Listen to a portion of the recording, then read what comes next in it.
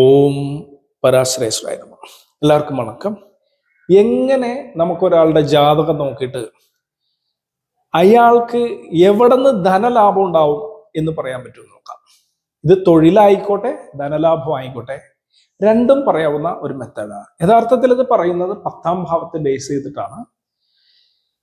ഇത് വരാഹമിഹിര ആചാര്യൻ ഹോരാശാസ്ത്രത്തിൽ പറഞ്ഞിട്ടുള്ള ഒരു പ്രമാണം വെച്ചിട്ട് ഇത് എങ്ങനെ നമുക്ക് പെട്ടെന്ന് മനസ്സിലാക്കാമെന്ന് നമുക്ക് നോക്കാം. പ്രമാണ സഹിതം പറയാമോ?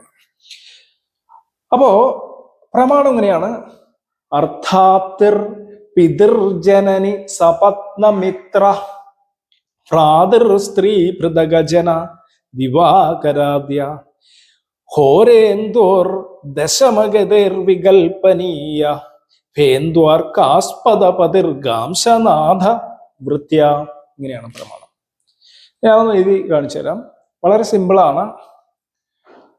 അർത്ഥാപ്തിർ അർത്ഥാപ്തിർ അർത്ഥപ്രാപ്തി, പിതൃജനനി സപത്ന മിത്ര ഭ്രാതൃസ്ത്രീ പൃഥകജന ദിവാകരാദ്യോ ഹോരേന്ദോർ ദശമഗതിർ വികൽപ്പനീയ ഭേന്ദ്വാർ കാസ്പദ പതിർ ഗാംശനാഥവൃത്യ. ഇതാണ് പ്രമാണം. ഇത് പഠിക്കാൻ ഉള്ളൊരു പ്രമാണമാണ്. അപ്പൊ നമുക്ക് ഇതെങ്ങനെ മനസ്സിലാക്കാന്ന് പറഞ്ഞാല്, ഒരു ജാതകൻ ജനിച്ചാല് അദ്ദേഹത്തിന് ധനപ്രാപ്തി ആരിൽ നിന്നുണ്ടാവും എന്ന് നോക്കുമ്പോൾ നമ്മളിവിടെ ഹോര എടുക്കണം, ഇന്ദു എടുക്കണം. ഹോര എന്ന് പറഞ്ഞാൽ ലഗ്നം, ഇന്ദു എന്ന് പറഞ്ഞാല് ചന്ദ്രൻ. അതിന്റെ ദശമഗതേർ, ദശമം എന്ന് പറഞ്ഞാൽ 10ാം ഇടം, 10th ഹൗസ്. ഗതേർ എന്ന് പറഞ്ഞാൽ പോയിട്ടുള്ള ദിവാകരാദ്യ, ദിവാകരൻ മുതലായിട്ടുള്ള സൂര്യൻ, ചന്ദ്രൻ, ചൊവ്വ, ബുധൻ, വ്യാഴം, ശുക്രൻ, ശനി, ഈ ഗ്രഹങ്ങളെ എടുക്കണം. അപ്പോ ലഗ്നാധിപതിയുടെ 10ാം ഇടത്തില് ചെന്നിരിക്കുന്ന, കൽപ്പിച്ചിരിക്കുന്ന എന്ന് പറയുന്നത്, പോയിരിക്കുന്ന സൂര്യൻ മുതലായ ഗ്രഹങ്ങളെ എടുക്കണം. അപ്പൊ സൂര്യൻ ആണെങ്കിൽ പറഞ്ഞിട്ടുണ്ട് അർത്ഥാപ്തി, പിതൃ. ചന്ദ്രനാണെങ്കിൽ ജനനി, കുജനാണെങ്കിൽ സപത്ന, ബുധനാണെങ്കിൽ മിത്ര, ഗുരുവാണെങ്കിൽ ഭ്രാതൃ, ശുക്രനാണെങ്കിൽ സ്ത്രീ, ശനിയാണെങ്കിൽ പൃഥകജന. ഇതാണ് പ്രമാണം. വളരെ സിമ്പിളായിട്ട് നിങ്ങൾക്ക് മനസ്സിലാക്കാൻ പറ്റും. 10ാം ഭാവത്തിൽ നിൽക്കുന്ന ഗ്രഹം സൂര്യനാണെങ്കിൽ പിതാവിൽ നിന്നും അർത്ഥലബ്ധി ഉണ്ടാകും. അപ്പൊ മേഷമാണെങ്കിൽ 10ൽ സൂര്യനാണെങ്കിൽ പിതാവിൽ നിന്നും അർത്ഥലാഭം ഉണ്ടാവും. ഇവിടെ ശത്രുക്ഷേത്രം ആയതുകൊണ്ട് ചിലപ്പോ ഉടക്കി കേസൊക്കെ പറഞ്ഞിട്ടായിരിക്കും ഉണ്ടാവണത്. അതങ്ങനെ എടുത്തോളണം. ഇതൊരു കീ മാത്രമാണ്. 10ൽ ചന്ദ്രനാണെങ്കിൽ അമ്മയിൽ നിന്ന് ധനലാഭം ഉണ്ടാവും. അതും ശത്രുക്ഷേത്രമാണ്. ചൊവ്വയാണെങ്കിൽ ഉച്ചരാശിയാണ്, നല്ലതാണ്. ശത്രുക്കളിൽ നിന്ന് ഉണ്ടാവും എന്ന് പറയുന്നത്. ഇവിടെ സപത്ന എന്ന് പറഞ്ഞു കഴിഞ്ഞാൽ ശത്രു എന്നുള്ള അർത്ഥമുണ്ട്. വേണമെങ്കിൽ ചൊവ്വയുടെ കാരകത്വമുള്ള എന്തിൽ നിന്നും പറയാം. മൊത്തത്തിൽ ഇത് പറഞ്ഞിട്ട് ഞാൻ പിന്നെ പറയാം. ഇവിടെ ബുധനാണെങ്കിൽ മിത്രങ്ങളിൽ നിന്നുണ്ടാവും. ഇവിടെ വ്യാഴമാണെങ്കിൽ സഹോദരനിൽ നിന്നുണ്ടാവും. ശുക്രനാണെങ്കിൽ സ്ത്രീകളിൽ നിന്നുണ്ടാവും. ശനിയാണെങ്കിൽ കൃത്യജനങ്ങളിൽ നിന്നും വേലക്കാരിൽ നിന്നുണ്ടാവും. ഇവിടെ വരാഹ ഹോരെ നമ്മൾ പഠിക്കുന്ന സമയത്ത് അതൊരു കീ ആയിട്ട് എടുക്കണം. ഇവിടെ ഇതിൽ നിന്ന് പിതൃന്ന് പറയുന്നുണ്ടെങ്കിലും സൂര്യന്റെ എല്ലാ കാരകത്വം എടുത്താലേ നമുക്ക് ആ ഒരു ഡെപ്തിലേക്ക് മനസ്സിലാക്കി നികഴ്വുകളെ പറയാൻ പറ്റുള്ളൂ, ഇൻസിഡൻസിനെ പറയാൻ പറ്റുള്ളൂ, ഇവന്റ്സിനെ പറയാൻ പറ്റുള്ളൂ. അപ്പൊ ജനനി എന്നുള്ളതിന് ചന്ദ്രന്റെ എല്ലാ കാരകത്വം കൊടുക്കണം. സപത്ന എന്നുള്ളതിന് ചൊവ്വയുടെ എല്ലാ കാരകത്തും കൊടുക്കണം, മിത്ര എന്നുള്ളതിന് ബുധന്റെ കാരകത്ത് കൊടുക്കണം. ഇവിടെ ഭ്രാതർ എന്നുള്ളതിന്, അപ്പൊ നിങ്ങൾ ആലോചിക്കും ഭ്രാതർ എന്ന് പറഞ്ഞാൽ ചൊവ്വയല്ലേ. അപ്പൊ നിങ്ങൾ പരാശര സിസ്റ്റത്തിൽ നിങ്ങൾക്കറിയാം, ഇളയ സഹോദരനാണ് എന്റെ തൊട്ടിളയ സഹോദരനാണ് ചൊവ്വ, എന്റെ മൂത്ത സഹോദരൻ വ്യാഴമായിട്ട് വരും. അതുകൊണ്ട് ഇവിടെ മൂത്ത സഹോദരൻ എന്നുള്ള അർത്ഥത്തിലായിരിക്കും എടുത്തിരിക്കുന്നത്. സ്ത്രീ എന്ന് പറഞ്ഞാൽ ശുക്രൻ. അപ്പൊ ശുക്രന്റെ കാരകത്രമുള്ള കാമുകിയായിട്ടോ അമ്മയായിട്ടോ, ഒരിക്കലും അമ്മ എന്ന് പറയുന്നത് ചന്ദ്രൻ വരുവുള്ളൂ. കല്യാണം കഴിഞ്ഞ സ്ത്രീയൊക്കെ ചന്ദ്രനാണ്. ഭാര്യ സ്ഥാനത്തുള്ള സ്ത്രീയൊക്കെയാണ് ശുക്രൻ വരുന്നത്. കന്യക അതിന് താഴെയുള്ള സ്ത്രീ ബുധനായിട്ട് വരും. അപ്പൊ അത്തരത്തിൽ നിങ്ങൾ മനസ്സിലാക്കിയിട്ട് വേണം പറയാൻ. ഹൃദകജന എന്ന് പറഞ്ഞ വേലക്കാരി, ജോലിക്കാര്. അപ്പൊ സ്ത്രീ എന്ന് ശുക്രന്റെ കാരകത്വം എല്ലാം പറയണം. ഇവിടെ സ്ത്രീ മാത്രമല്ല വരുന്നത്, ഇനി വല്ല ബ്യൂട്ടി പാർലർ നടത്തിയിട്ടോ ഡെക്കറേറ്റീവ് ഐറ്റംസ് നടത്തിയിട്ടോ ഡിസൈനിങ് ചെയ്തിട്ടോ ഒക്കെ പറയേണ്ടവരും ഇവിടെ.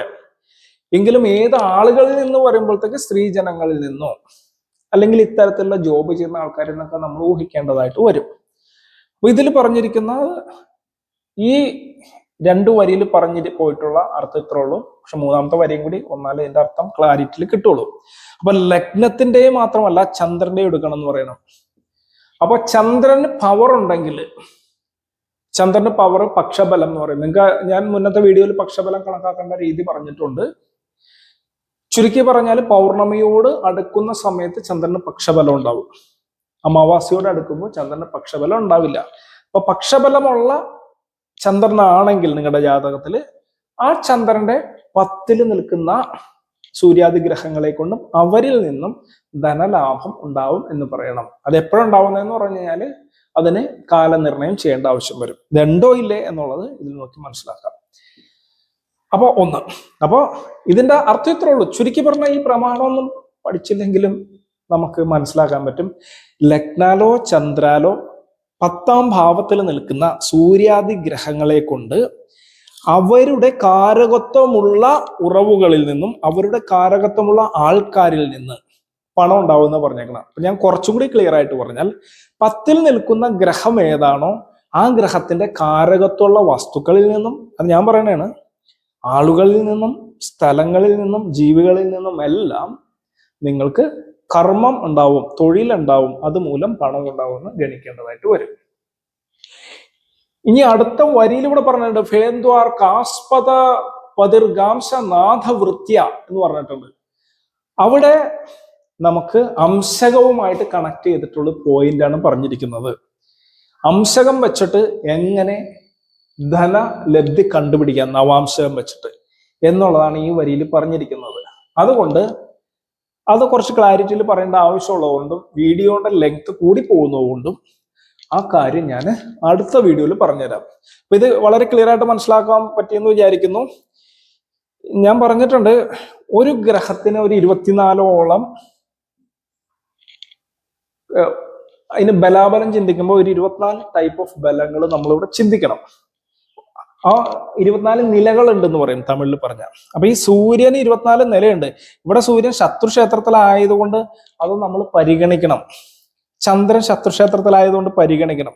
ഇനി ബാക്കിയുള്ള ഗ്രഹങ്ങൾ വരുമ്പോ ചൊവ്വയ്ക്ക് അസ്തമനം, അസ്തംഗം, വക്രം ഇവയൊക്കെ ഉണ്ടോ എന്ന് നോക്കേണ്ട ആവശ്യമാണ്. ചൊവ്വയോ ബുധനോ വ്യാഴമോ ശുക്രനോ ശനിക്കോ എല്ലാത്തിനും ഈ കാര്യങ്ങൾ നോക്കണം. പിന്നെ ദിഗ്ബലം വരുന്നുണ്ട്. ഈ 10ൽ ദിഗ്ബലം വരുന്ന ഗ്രഹങ്ങളുണ്ട്. 10ൽ ദിഗ്ബലം ഉണ്ടോ എന്ന് നോക്കണം. 1, 4, 7, 10 രാശികളുടെ ദിഗ്ബലം വരുന്ന, ഈ ദിഗ്ബലത്തെ കുറിച്ചൊക്കെ വീഡിയോ ഒക്കെ ഞാൻ ഇട്ടിട്ടുണ്ട്, നിങ്ങൾ മുന്നേ പോയി നോക്കണം. അപ്പോൾ ദിഗ്ബലം ഉണ്ടെങ്കിൽ അതൊരു ബലമായിട്ട് എടുക്കണം. ബലഹീനമാണ്, മൗഢ്യമാണ്, അതുപോലെ നീചമാണ്, ശത്രുക്ഷേത്രമാണ് ഒക്കെയെങ്കിൽ അതിൻ്റെ ബലം അനുഭവിക്കുള്ളൂ. ഇവിടെ അർത്ഥാപ്തി വരുമെന്ന് പറഞ്ഞാലും അത്തരത്തിലുള്ള അർത്ഥാപ്തി ആയിരിക്കും പറഞ്ഞാൽ അർത്ഥലബ്ധി.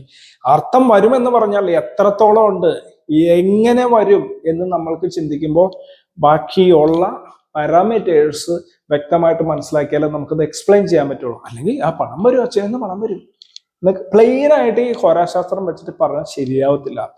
ഹോരാശാസ്ത്രത്തിലുള്ള എല്ലാ പ്രമാണങ്ങളും, every shlokas is like that, just an explanation, just a key. നമുക്കത് അറിയാമെങ്കിൽ ആ കീ മനസ്സിൽ വെച്ചിട്ട് നമ്മൾ എക്സ്പാൻഡ് ചെയ്തിട്ടുള്ള എക്സ്ട്രാ പഠിച്ചിട്ടുള്ള കാര്യങ്ങൾ കൂട്ടി യോജിപ്പിച്ച് നമുക്ക് പറയാൻ പറ്റുമെന്നേ ഉള്ളൂ.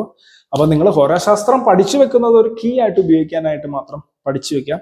ഹോരാശാസ്ത്രം ഇതിപ്പോ തന്നെ പറഞ്ഞിട്ടുണ്ട്, ഇത്രയും വിശാലമായിട്ടുള്ള എല്ലാ ഗ്രന്ഥങ്ങളും പഠിച്ചതിന് ശേഷം ഹോരാശാസ്ത്രം പഠിക്കാനാ പറഞ്ഞേക്കണം. കാര്യം ഭൂയോബി പടുബുദ്ധിബി പടുതിയം ഹോര ഫലജ്ഞത്തയെ ശബ്ദന്യായ സമുന്നിതേഷു ബഹുശാസ്ത്രേഷു ദുഷ്ടേഷു ഹോരാതന്ത്ര മഹാർണവ പ്രതരണേ ഭഗ്നമാനാമകം സ്വൽപ്പം വൃത്ത വിചിത്രം അർത്ഥബഹുലം ശാസ്ത്രപ്ലവം പ്രാരംഭേ. അർത്ഥബഹുലമായിട്ടാണ് ഈ ശാസ്ത്രം ഉണ്ടാക്കിയിരിക്കുന്നത്. അനേകായിരം ഗ്രന്ഥങ്ങളൊക്കെ പഠിച്ചിട്ട് ബലം പറയാനായിട്ട് പ്രശ്നം അനുഭവിക്കുന്നവർക്ക് ഈ കോഡുകൾ 337 ശ്ലോകങ്ങൾ കൊണ്ട് 25 അധ്യായങ്ങൾ കൊണ്ട് എഴുതി വെച്ചിരിക്കുന്ന ഈ കോഡുകൾ നമ്മൾ മനസ്സിലാക്കി കഴിഞ്ഞാൽ ഇത് ഓർക്കുമ്പോൾ ബാക്കി അതിനോട് അനുബന്ധിച്ചത് നമുക്ക് ഓർക്കാൻ പറ്റും എന്നുള്ളത് മാത്രമാണ്. അപ്പൊ ഇത് അങ്ങനെ തന്നെ മനസ്സിലാക്കി പഠിച്ചാലേ ഹോരാശാസ്ത്രം പഠിച്ചുകൊണ്ട് കാര്യമുള്ളൂ. അല്ലെങ്കിൽ ഞാനൊക്കെ പഠിച്ച മാതിരി ചെറുപ്പത്തിലെ ഇങ്ങനെ പഠിച്ചു വെക്കും. അത് എക്സ്പാൻഡ് ചെയ്യുന്ന ആ മാത്രയിൽ നമുക്ക് അതിന്റെ രസത്തോടു കൂടി ആ ഫലനിർണയവും കാലനിർണയവും എല്ലാം നടത്താൻ സാധിക്കത്തുള്ളൂ. അപ്പൊ ഇനി ബാക്കിയുള്ളതിന്റെ അർത്ഥം നമുക്ക് അംശം വെച്ച് കണ്ടുപിടിക്കുന്നത് അടുത്ത ക്ലാസ്സിൽ പറഞ്ഞുതരാം. ഇന്നേക്ക് ഇത്രേ ഉള്ളൂ. എല്ലാവർക്കും ഒരിക്കൽ കൂടി വണക്കം. ഓം പരാശ്രേശ്വരൻ.